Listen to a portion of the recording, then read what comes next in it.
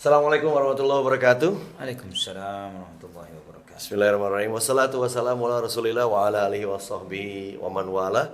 Alhamdulillah Ustadz, terima kasih waktunya sudah hadir bersama kita lagi Ustadz. Masya Allah. Sehat Ustadz ya? Alhamdulillahirabbil alamin. Banyak fenomena yang terjadi di sekeliling kita deh Ustadz, yang lucu-lucu, yang unik-unik.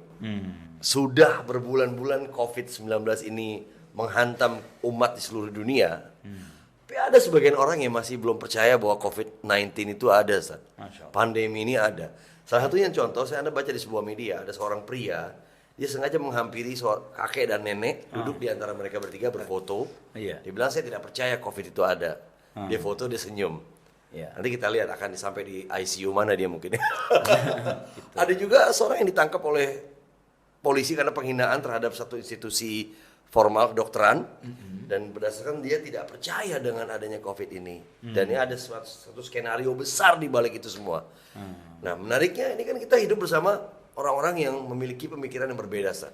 Oke. Ya kan? Gimana sebaiknya kita menyikapi hal ini, Ustaz? Apa harus toleran atau gimana, Ustaz? Oke. Baik. Alhamdulillah wassalatu wassalamu ala Rasulillah wa ala alihi wa sahbihi wa mawala. Akhstani dan saudaraku filah yang lainnya, mengenai apakah pandemi ini konspirasi atau bukan. Betul. Siapapun kapasitas orang yang ditanya, walaupun selevel kepala negara sekalipun, tidak akan bisa memberikan jawaban pas dalam arti, oh ini konspirasi, ini bukan konspirasi.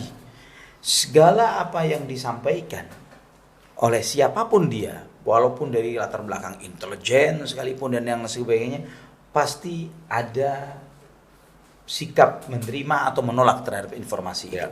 Pasti seperti itu. Tapi hal apa yang bisa kita ambil dari adanya isu ini? Ya, entah pandemi ini konspirasi atau bukan, tapi pasien yang ada bukan konspirasi. Oke. Benar ya? Pasien yang ada, orang yang berjatuhan semakin banyak, pasien-pasien yang berjatuhan semakin banyak. Kemudian kondisi kesehatan yang semakin memburuk. Pakar-pakar kesehatan yang juga mengalami hal yang sama.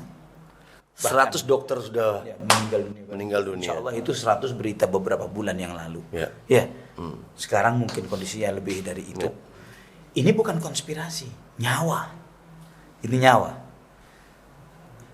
Jadi anggap pemikiran sebagian orang yang mengatakan konspirasi itu benar.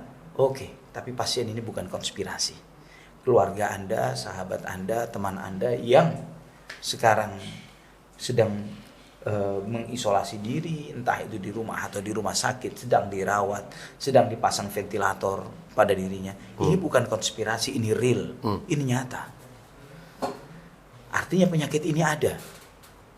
Nah, jadi jika kita melihat kenyataan yang masing-masing kita bisa menyentuhnya sendiri, bagaimana kita masih sibuk mengatakan ini konspirasi atau bukan? Malah yang semestinya bisa kita lakukan adalah bagaimana reaksi kita ketika hal itu terjadi pada keluarga kita, teman, sahabat kita, atau na'udzubillah diri kita sendiri. Ya, itu yang sikap yang harus kita pikirkan. Bukan apa ya langkah kita gitu maksudnya? Ya, apa yang semestinya kita lakukan? Ya kan? Kenyataannya ketika sebagian orang yang menolak bahwa dan mengatakan bahwa ini sebagai sebuah teori konspirasi, namun ketika itu menjangkiti dirinya, menjangkiti kerabat atau saudaranya, dan melihat bagaimana tergerusnya kondisi kesehatan seseorang, di situ dia menyadari, oh ternyata ini real, ini fakta. Tapi setelah dia sakit. Iya, setelah dia sakit. Nah, ketimbang seperti itu, maka lebih baik dia memiliki langkah preventif terhadap dirinya sendiri, untuk keluarganya, jika wabah ini tiba-tiba menyapa dirinya, na'udzubillah, atau menyapa keluarganya. Allahu a'lam bishawab. Ini juga berlaku dalam hal Islam, Ustaz. Banyak sekali orang yang kita sudah tahu bahwa inilah ajaran yang harus kita ikuti, tapi ada sebagian dari mereka bukan itu nggak benar gitu. Ini bisa berlaku dalam berbagai aspek kehidupan. Ya, benar. Ya, jadi yang terbaik menurut saran Ustaz adalah mempersiapkan diri dan terus mendalami itu dan belajar banyak hal gitu, Ustaz. Benar. Alhamdulillah. Tercerahkan, Ustaz. Jazakallahu khair. Allah Alhamdulillah.